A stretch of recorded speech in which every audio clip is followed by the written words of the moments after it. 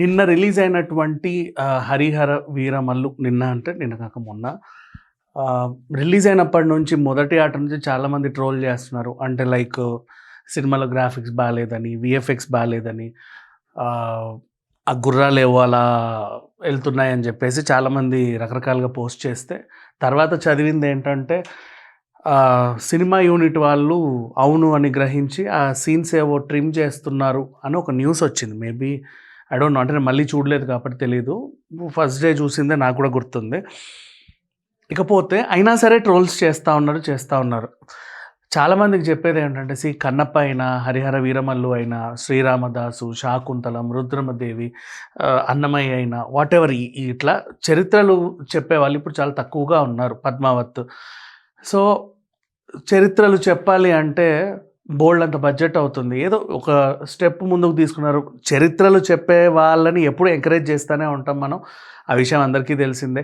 కాకపోతే ఏంటంటే ఎందుకో ట్రోల్ చేస్తున్నారు. ఎలా ఉన్నా సరే అసలు చరిత్ర తెలుసుకోవడానికి కూడా వెళ్ళొచ్చు సినిమాకి.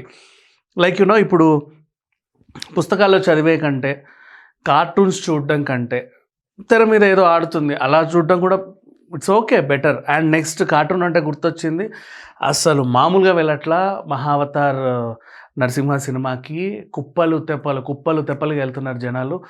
అసలు ఇసుకేస్తే రాళ్ళంత జనాలు. ఏ థియేటర్కి వెళ్ళి అన్నీ హౌస్ఫుల్. అదేంటో మరి తెలియదు. అంటే మౌత్ టాకే సింపుల్గా. కాంతారా సినిమా కూడా అంతే. స్టార్టింగ్ రిలీజ్ అయినప్పుడు ఎక్కువ మందికి తెలియలా. స్లోగా జనాలు వెళ్ళడం మొదలుపెట్టారు. ఈవెన్ చావా కూడా అంతే. సో బట్ మహావతార్ నరసింహ ఒక్కసారి చూసిన వాళ్ళు అసలు ఆ గ్రాఫిక్స్, ఆ విజువల్స్ మైండ్ బ్లోయింగ్ అనమాట. అసలు అది ఇంకా చెప్పాలంటే 4DX ఎక్స్పీరియన్స్ చేస్తే ది బెస్ట్ ఎక్స్పీరియన్స్ మూవీ అది యానిమేటెడ్లో. సరే, ఇక కమ్మింగ్ బ్యాక్ హరిహర వీరమల్లు గురించి మాట్లాడుకుంటే, ఇప్పుడు రీసెంట్గా ఎవరు గిల్లుతున్నారు హరిహర వీరమల్లు సినిమాని అంటే సిపిఐ నేత రామకృష్ణ గారట. ఆయన వివాదం ఏంటో ఒకసారి చూద్దాం. రామకృష్ణ ప్రాబ్లం ఏంటంటే, ఆయన ఏమన్నాడు, సిపిఐ రాష్ట్ర కార్యదర్శి రామకృష్ణ గారు 1618లో అంటే 1618 సంవత్సరంలో జన్మించిన ఔరంగజేబు 1687లో మన గోల్కొండ మీదకి దండయాత్రకు వచ్చాడు. చరిత్ర చెప్తుంది.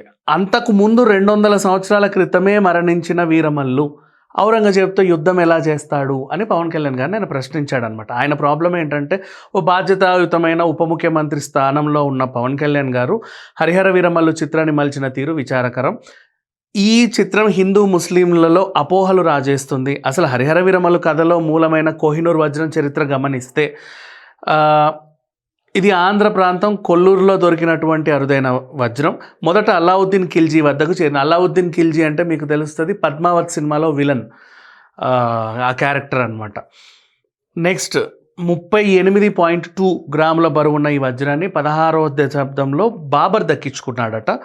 ఆ తర్వాత 100 ఏళ్ళు మొఘలుల వద్ద ఈ వజ్రం ఉంది. మొఘల్ సామ్రాజ్యం పతనావస్థలో ఉండగా నాదిర్ షా దండయాత్ర చేసి వశం చేసుకున్నాడు.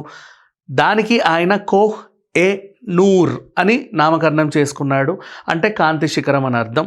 ఇండియా బ్రిటిష్ పాలనలోకి వెళ్ళిన తర్వాత క్వీన్ ఎలిజబెత్ వద్దకు కోహినూర్ వజ్రం చేరింది. ఇండిపెండెన్స్ వచ్చాక భారత ప్రభుత్వం కోహినూర్ని తమకు తిరిగి ఇవ్వాలని పలుమార్లు ప్రతిపాదనలు చేసినా బ్రిటన్ అందుకు ఒప్పుకోలేదు.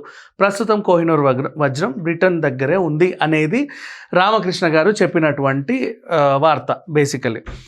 సో దీంట్లో చరిత్ర ఎలా ఉన్నా ఏం లేకుండా, ఫర్ ఎగ్జాంపుల్ ఇప్పుడు RRR సినిమా ఉంది,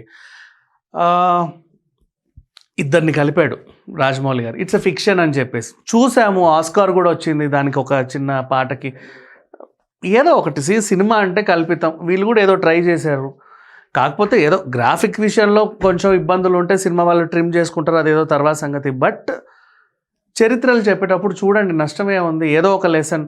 అండ్ ఇంకొకటి, ఇట్లా ఈ సినిమా వాళ్ళకి వీళ్ళకి గొడవలు పెడుతుంది, అలా ఇలా ఇంకోలా చూడాల్సిన అవసరం లేదు. సినిమాలు చూసి గొడవలు పడాల్సిన అవసరం అంతకు మించి లేదు. చెప్పాలి అంటే అందరము ఒకటే ఇక్కడ మన దేశంలో.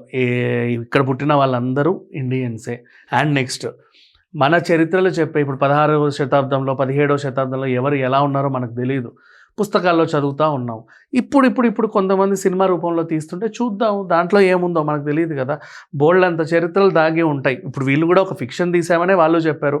కల్పిత పాత్రలతో మేమేదో క్రియేట్ చేసామనే చెప్పారు. సినిమా స్టార్టింగ్లో డిస్క్లైమర్ కూడా మరి ఇంకా ఇంకా ఇంకా ఇది అలా ఉంది ఇలా ఉంది అనడం తప్పు. ఇంకా గిల్లుడు ఆపేసేయండి హరిహర వీరమల్లుని. ఎందుకంటే ఆల్రెడీ ఇప్పుడు నిర్మాతకి ఇలా మొదటి రోజు పర్వాలేదు, ఇంకా ఇంకా వసూళ్ళు రావాల్సి ఉంది, సినిమా ఇంకా ఆడుతుంది థియేటర్లో. ఎంత మహాతార్ నరసింహ హౌస్ఫుల్ కలెక్షన్స్తో ఉన్నప్పటికీ ఇప్పటికీ పవన్ కళ్యాణ్ అభిమానులు అయితే అక్కడక్కడ అరకొర చూస్తూ ఉన్నారు సినిమాని.